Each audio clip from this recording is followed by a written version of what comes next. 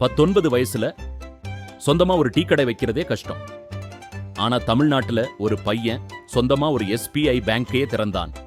கடலூர் மாவட்டம் பண்ருட்டியில் நடந்த உண்மைச் சம்பவம் இது.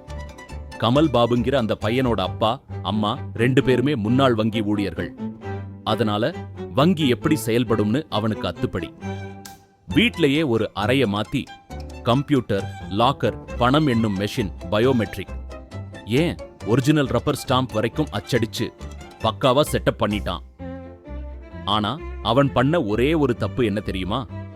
ஒரு கஸ்டமர் ஒரிஜினல் SBI பிரான்ச்சுக்கு போய், சார், அந்த நார்த் ஸ்ட்ரீட்ல புது பிரான்ச் வந்திருக்கே, அங்க அக்கவுண்ட் ஓபன் பண்ணலாமா னு கேட்டுட்டாரு.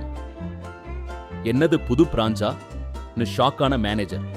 நேர்ல போய் பார்த்தா அங்க ஒரு குட்டி பேங்கே என்கிட்ட இருக்கு. போலீஸ் விசாரிச்சப்போ நான் யாரையும் ஏமாத்தி பணம் வாங்கல, சும்மா ஒரு பேங்க் நடத்த ஆசைப்பட்டேன்னு சொல்லியிருக்கான். திறமை இருந்தும் அதை தப்பான வழியில பயன்படுத்தினதுதான் இவன் செஞ்ச தப்பு. இந்த மாதிரி மூளைக்கார பசங்களை பத்தி நீங்க என்ன நினைக்கிறீங்க? கமெண்ட்ல சொல்லுங்க. லைக் அண்ட் சப்ஸ்கிரைப் பண்ணுங்க கிரிஷ் கதாய்கள்.